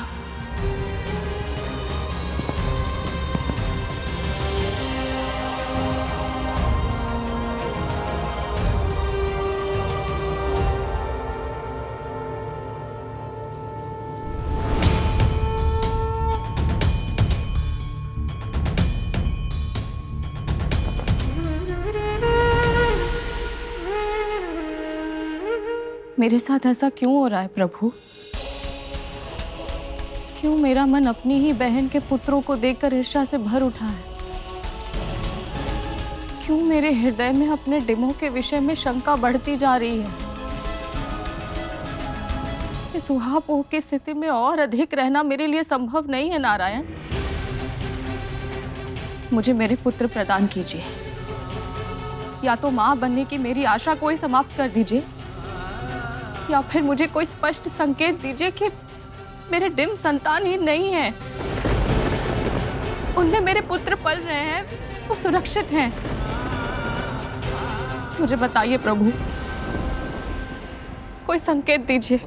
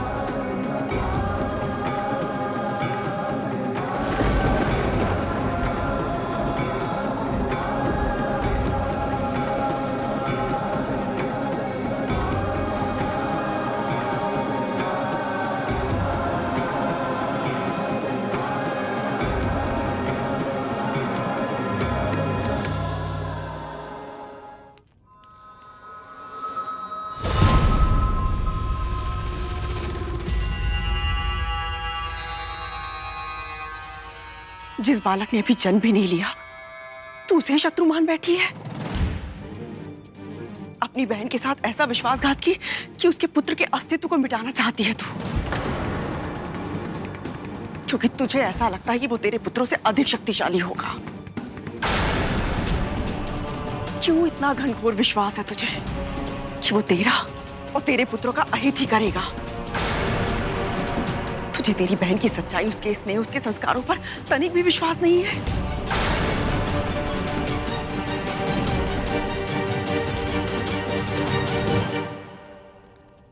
ऐसी कौन सी समाधि में लुप्त है प्रभु जो अपनी भक्त की पुकार आप तक पहुंच ही नहीं पा रही है?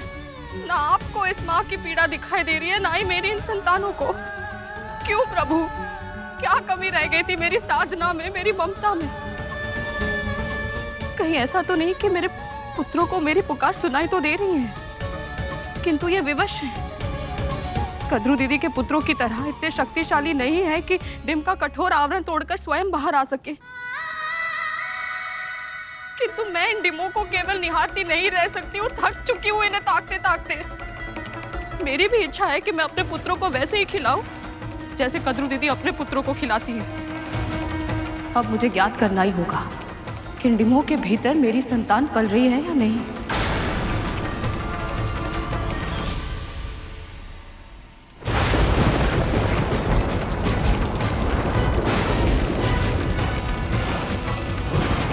जितना समय तुम्हारी संतानें डीमों में से बाहर आने में लगा रही हैं, कहीं ऐसा तो नहीं विनता कि तुम्हारे डीम सड़ गए हो? पुत्र पाने की इच्छा में तुमने कुछ अधिक, क्योंकि स्वाभाविक जन्म होता तो अब तक हो गया होता ना। तुम्हारे डीम में सड़ गए हो? पता नहीं इतनी सामर्थ्य है भी या नहीं कि इन्हें जन्म लेने के लिए तुम्हारी सहायता की आवश्यकता हो। यदि मैं चाहती हूँ कि मेरे पुत्र सबसे अधिक शक्तिशाली हो, अपने शत्रुओं पर विजय पाने में सक्षम हो, तो उसमें क्या अनुचित हुआ जब दुर्वासा ऋषि ने विंता का पक्ष लिया था? उसमें कुछ अनुचित नहीं था। जब बालखेल ऋषि ने स्वामी को पुत्र के रूप में आकाश का इंद्र पाने का वरदान दिया था, तब मेरे पुत्र जन्म ले चुके थे और विंता के पुत्रों का जन्म होना शेष था। उसमें कुछ अनुचित नहीं था। और यदि आज मैं अपने पुत्रों का हित करना चाहती हूँ तो अनुचित कैसे हुआ? अपने पुत्रों को शक्तिशाली बनाने की महत्वाकांक्षा रखना अनुचित नहीं है कद्रू, किंतु किसी और के पुत्र को जन्म लेने से पहले मारने की षड्यंत्र की रचना करना अनुचित है। अपनी बहन के मन में शंका का बीज इतनी गहराई तक बो देना कि वो अपने ही पुत्रों का अहित कर बैठे। और यदि ये पाप तूने किया है तो इसका परिणाम तुझे और तेरे पुत्रों को भुगतना होगा। यदि आज तेरे षड्यंत्र के कारण विंता ने अपने डिमों को नष्ट कर दिया तो स्मरण रखना, भविष्य में तेरे पुत्रों के विनाश का कारण तू स्वयं होगी।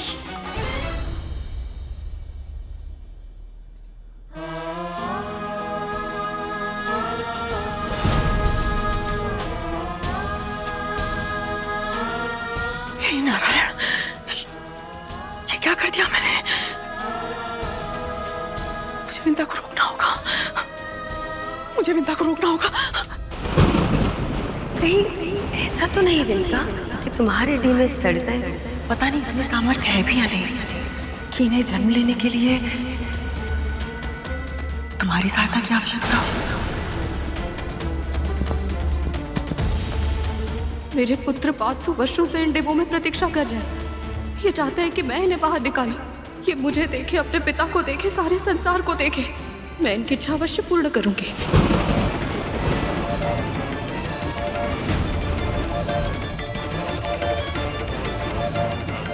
अब मैं वही करूंगी जो इस परिस्थिति में कद्रू दीदी करती है। 500 वर्षों से मैं प्रतीक्षा कर रही हूँ, अब और नहीं। अब मैं अपने पुत्रों का मुख देख कर ही रहूंगी। जन्म लेने में इनकी सहायता अवश्य करूंगी मैं।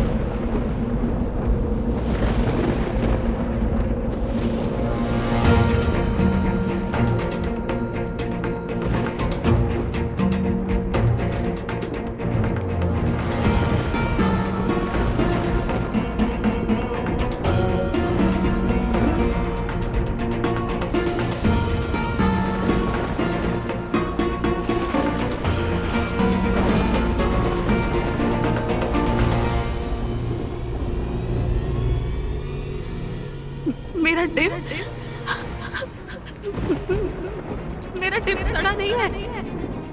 मेरा पुत्र जन्म ले रहा है।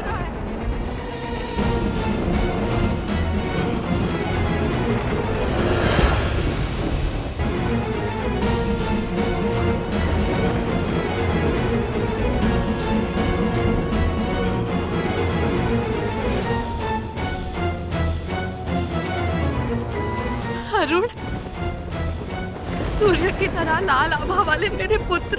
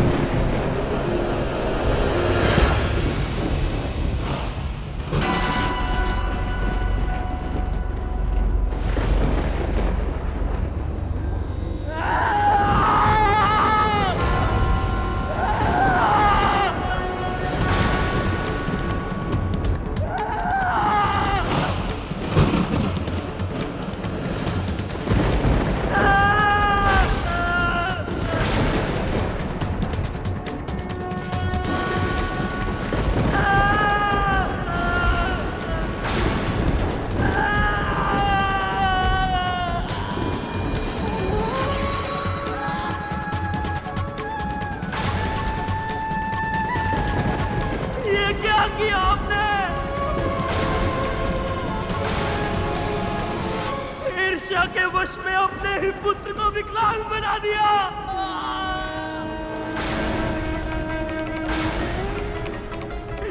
इस महापाप के लिए मैं आपको कभी क्षमा नहीं करूंगा।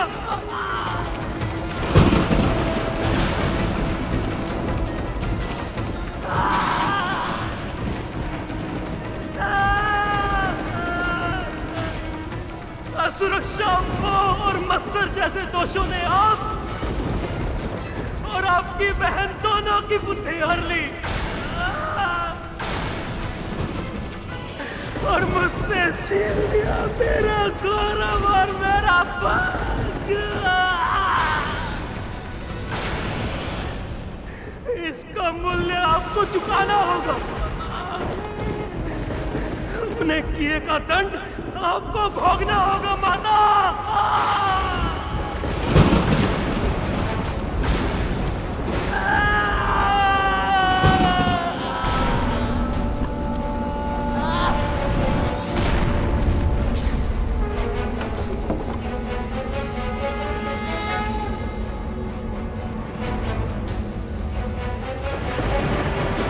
अर्धविकसित विकलांग है, फिर भी कितना शक्तिशाली है ये बालक कि इसके प्रकाश से पूरा आकाश लाल हो गया है।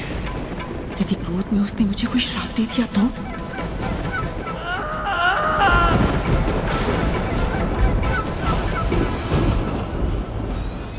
पुत्र, कुछ मत कहिए। इस समय आपके मुख से निकला हुआ एक शब्द मेरे इस अधूरे और मेरे टूटे हुए मन पर और अधिक आघात करेंगे। ईर्ष्या के कारण आप अपना विवेक की हद तक खो बैठे कि ना तो आपने श्रद्धा रखी, ना ही धैर्य, ना ही महर्षि दुर्वासा के आशीर्वाद का मान रखा, ना ही महाशिव की परिजात माला की गरिमा। जिसे जो धारण करेगा उसे ऐसी प्रतापी संतान प्राप्त होगी। बाल खिलने जैसे महान ऋषियों के तप को आपने अपनी अधीरता के कारण विफल कर दिया। हाँ बलवान, आकाश का इंद्र कहलाएगा वो, आकाश का इंद्र कहलाएगा वो। स्वयं महाप्रभु विष्णु ने आपको अपने पुत्रों के जीवित होने का संकेत भी दिया था माता, किंतु आपने उसे भी अनदेखा कर दिया। मेरे भाई ने आपको अपने अस्तित्व का आभास कराने के लिए आपको माँ कहकर पुकारा था माता, किंतु आपने उसे भी अनसुना कर दिया।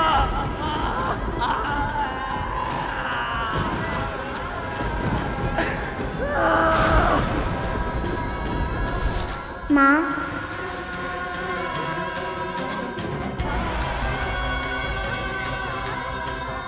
पुत्र, तुम सत्य कह रहे हो पुत्र। बहुत बड़ी भूल हो गई है मुझसे। आपसे हुई है भूल,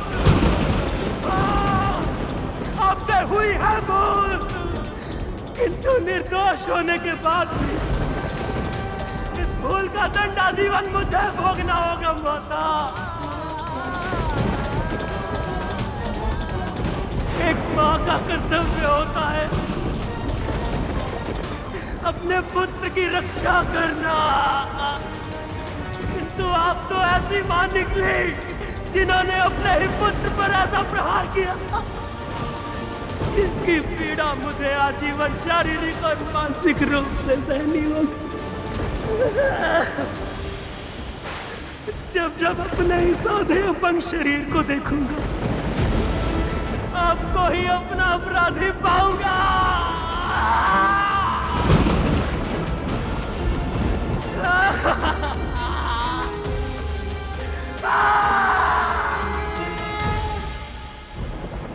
आपको अपने किए का दंड भोगना होगा माता।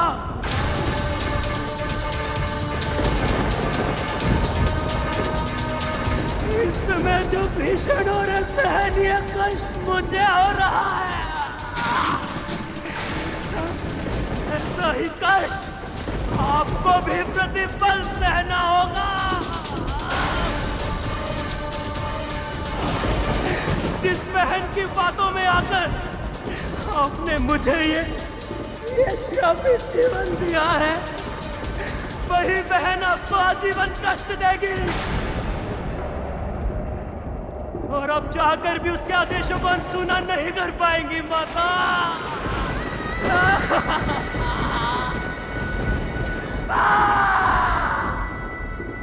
जिस प्रकार मैं कभी स्वच्छंद उड़ान नहीं भर पाऊंगा, उसी प्रकार आप कभी स्वतंत्र नहीं रह पाएंगे।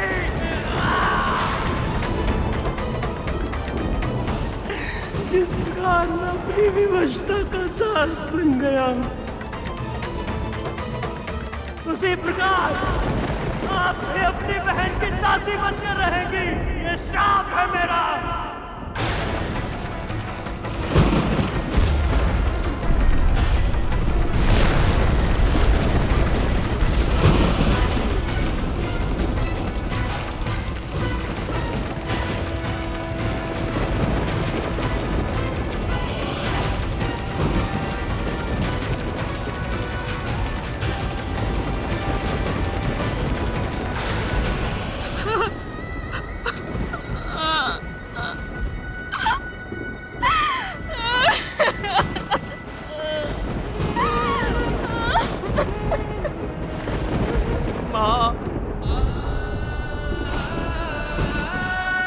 तूने क्या किया पुत्र? ईर्ष्या और मोह में अपना विवेक खो बैठी थी मैं, पर तुझे कष्ट पहुंचाना मेरा उद्देश्य नहीं था। तेरे टिप को फोड़ने की भूल अनजाने में हुई है मुझसे, और इस भूल के परिणाम स्वरूप इतना बड़ा श्राप मिल गया मुझे। ऐसे जीवन से तो अच्छा है तू मुझे मृत्यु दे देता।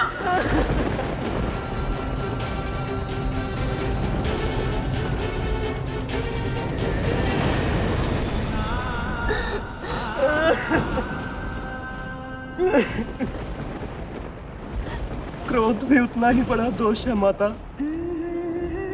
जितना कि मोह और मत्सर। अपने क्रोध में मैं आपकी पीड़ा और पश्चाताप को देख ही नहीं पाया। आपकी ईर्ष्या तो देखी, किंतु उसके पीछे छिपी आपकी ममता का आभास नहीं कर पाया मैं।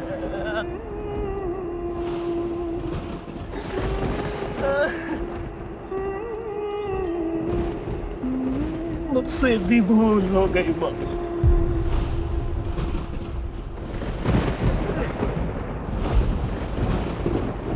यदि मैं अपने श्राप को वापस ले सकता तो।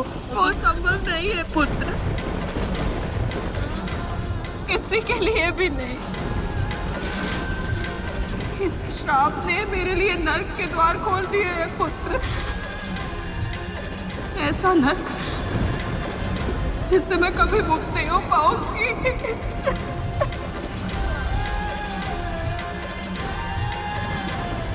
कोई तो उपाय होगा माता, कोई तो माध्यम, कुछ तो होगा जिससे मैं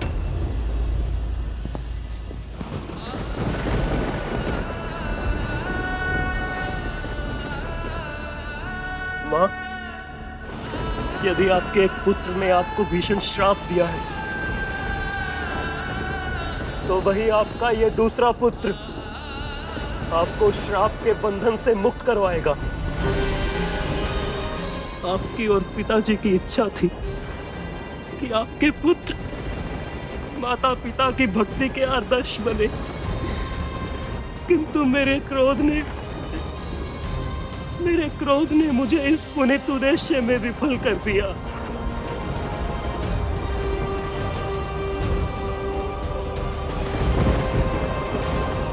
और अब मेरा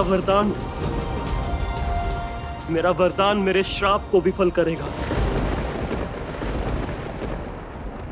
500 साल बाद जन्म लेने वाला आपका यह पुत्र आपको इस दास्ता से मुक्त करवाने के लिए आकाश पाताल ले कर देगा माँ।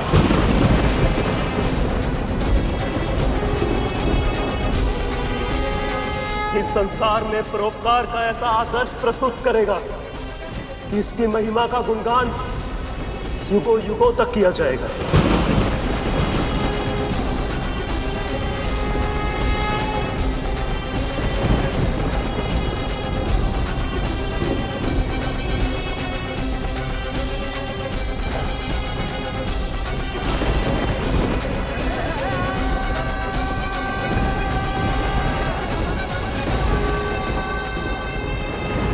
जब तूने श्राप दिया था मुझे लगा था मेरा समस्त जीवन अब अंधकार की अथाह खाई में डूब गया है, पर अपने भाई को यश का वरदान देकर तूने मेरे अंधकार में आशा का उजाला भर दिया है। मुझे पूरा विश्वास है पुत्र, तू इस जन्म दोष से नहीं अपने कर्म से जाना जाएगा। न स्वयं कभी हताश होगा, न किसी को हताश होने देगा।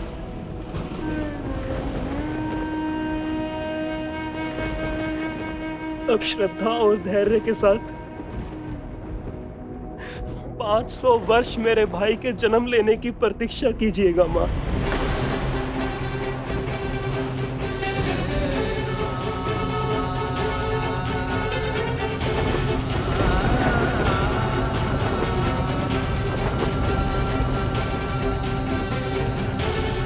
भगवान विष्णु के प्रताप से होने वाली आपकी संतान का वर्चस्व संपूर्ण आकाश में स्थापित होगा। महाबुद्धिमान, महाबलवान, आकाश का इंद्र कहलाएगा वो, आकाश का इंद्र कहलाएगा वो। यदि आपके एक पुत्र ने आपको भीषण श्राप दिया है तो वही आपका ये दूसरा पुत्र आपको श्राप के बंधन से मुक्त करवाएगा।